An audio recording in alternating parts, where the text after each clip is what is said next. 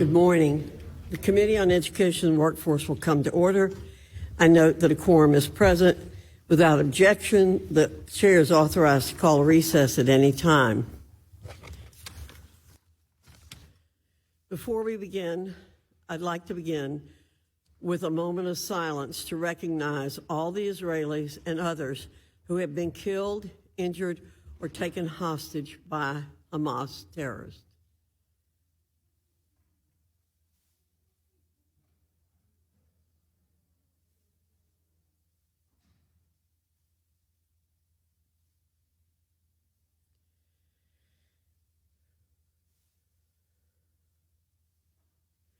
Thank you. Today, each of you will have a chance to answer to and atone for the many specific instances of vitriolic, hate-filled anti-Semitism on your respective campuses that have denied students the safe learning environment they're due. As you confront our questions in this hearing, remember you're not speaking to us, but to the students on your campus who have been threatened and assaulted and who look to you to protect them. Several of those students are with us in this room, including Jonathan Frieden, who's the president of Alliance for Israel and a Harvard Law student. Eyal Yacobi, who's a student at UPenn. Talia Khan, who is the president of MIT Israel Alliance and an MIT graduate student. Bella Ingber, who is co-president of NYU Students Supporting Israel and a junior at New York University. Israel Ingber, who is expected to start at the University of Chicago in the fall after taking a gap year to study in Israel after being sent home right before the atrocities of October 7th. Maya Kufer, who is a freshman at UPenn, and Liam Kriez, who is an American-Israeli sophomore at UPenn. We have a short video that we'll play now that shows what these students are facing.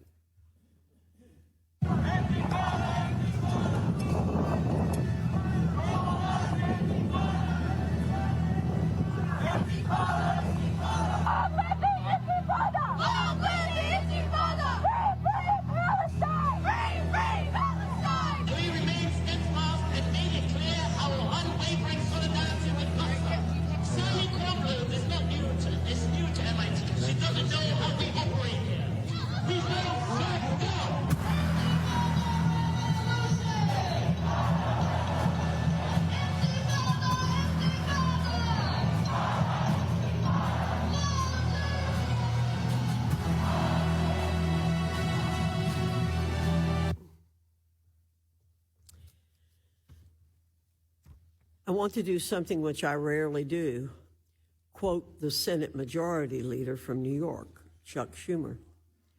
On Wednesday, he took to the Senate floor to deliver an address on anti-Semitism, stating, "Many of the people who express these sentiments in America aren't neo-Nazis or card-carrying Klan members or Islamist extremists.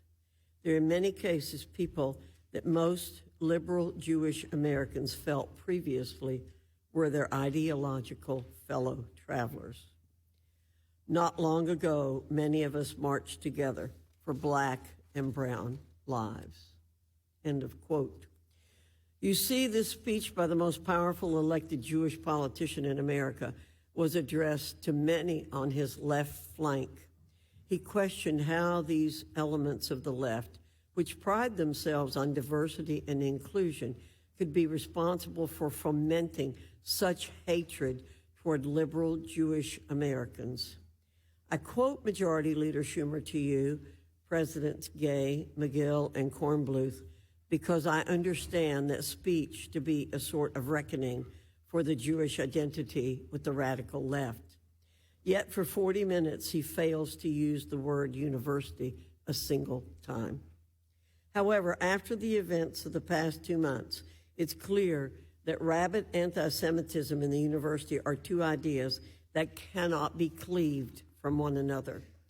A prime example of this ideology at work is at Harvard, where classes are taught such as DP 385, Race and Racism in the Making of the United States as a Global Power. The Harvard Global Health Institute hosts seminars such as, quote, Scientific Racism and Anti-Racism, History and Recent Perspectives. Even the Harvard Divinity School has a page devoted to, quote, social and racial justice.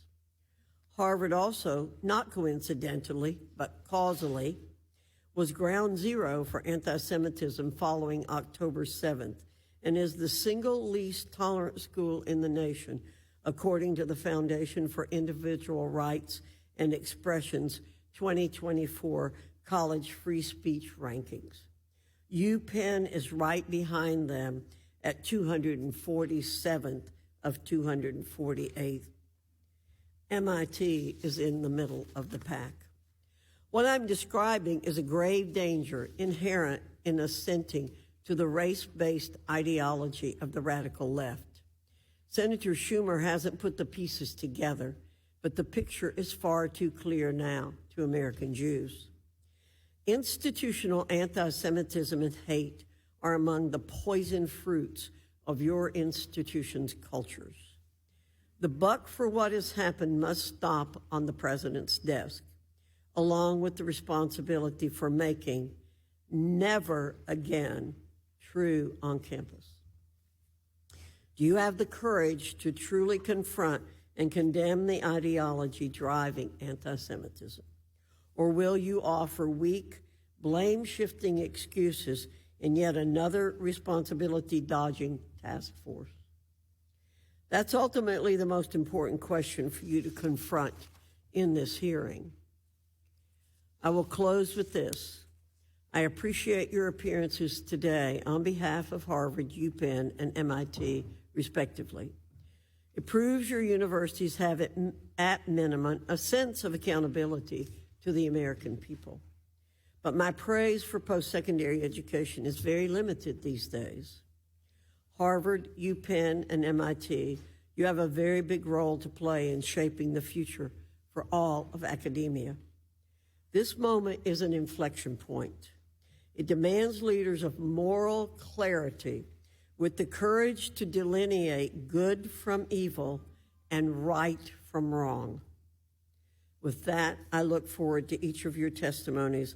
I yield to the ranking member for an opening statement.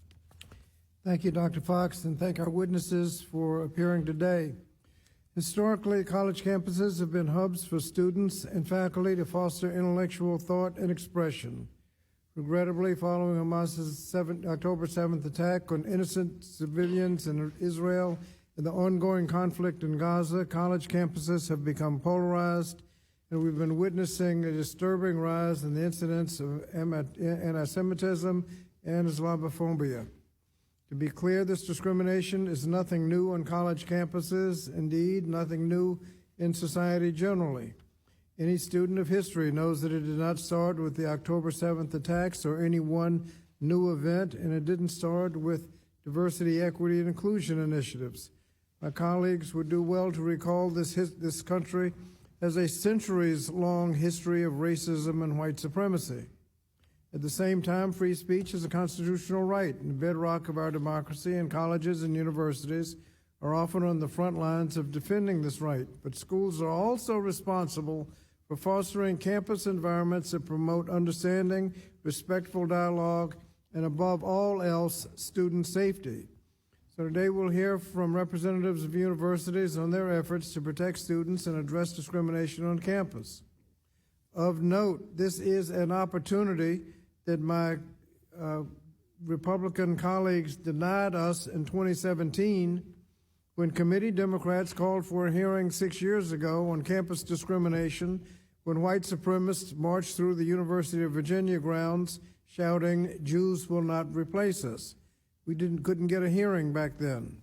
And while my colleagues claim to be committed to combating discrimination on campus, they're also contradictorily and simultaneously stoking culture wars that can be divisive and discriminatory. Moreover, House Republicans are proposing significant cuts to the Department of Education's Office of Civil Rights. the very office responsible for upholding students' civil rights and investigating discrimination claims. You can't have it both ways. You can't call for action, then hamstring the agency charged with taking that action to protect students' civil rights. In stark contrast, the Biden administration has taken an active role in helping institutions protect students as part of the White House's national strategy to combat anti-Semitism.